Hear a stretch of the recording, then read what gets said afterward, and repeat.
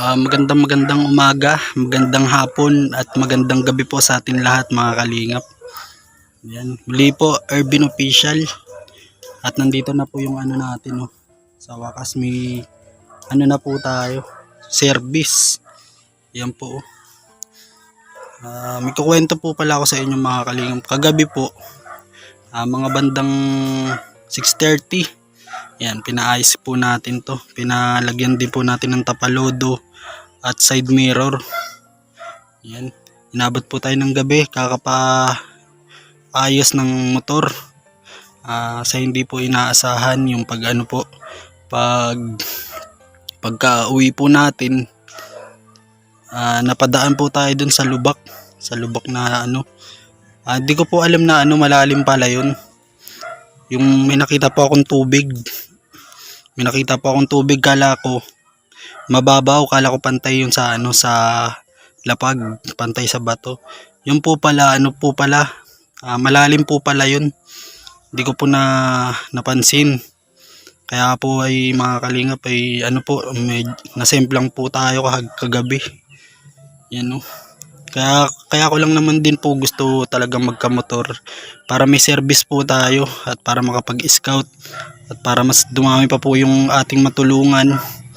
Ito po mga kalingap po, na disalign po yung ano natin. Ito po na disalign, na wala, lumiko na po siya. Yan o. Tapos ito po mga kalingap, nasira sa ano. Tapos ito gas.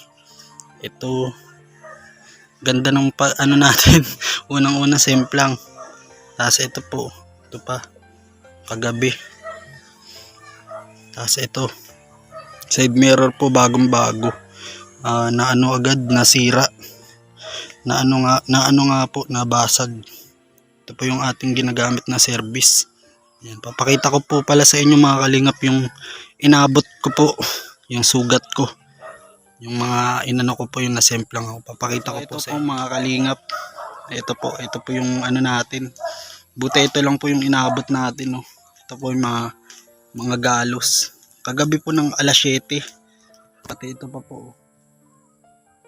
Yan, mga galos. Tapos ito po yung pinakamasakit. Yan o. Nilagyan po natin ng malunggay para mawala po yung maga. Meron pa po tayo dito sa kuko, sa mga tuhod. Yan, marami po yung mga kalingap. Pero okay na naman po ako, hindi na naman po masakit. Natakot nga po ako, buti na lang talagang ginagabayan tayo ng ating Panginoon. Yung helmet ko po kasi nagamit, nasemplang po ako, basag na basag po mga kalingap. Biruin nyo kung wala po akong helmet nun, talagang ano. Baka isipin nyo po kaya sumemplang ako, hindi porkit na ano, baka isipin nyo na nakainom. Hindi po, nagpaayos lang po talaga ako ng motor. Inabot po ako ng gabi, kaya po ganun. Kaya nga po dun sa butas na nadaanan ko, bandang Pasig, mga ano. Kaya po ano, dun po tayo nasemplang. Ito po sa hindi inaasahang pangyayari mga kalingap po. Kaya payo ko sa mga kalingap partners po natin na ingat-ingat po. Tignan po natin yung ating mga dadaanan. Yan, kung ano po ba.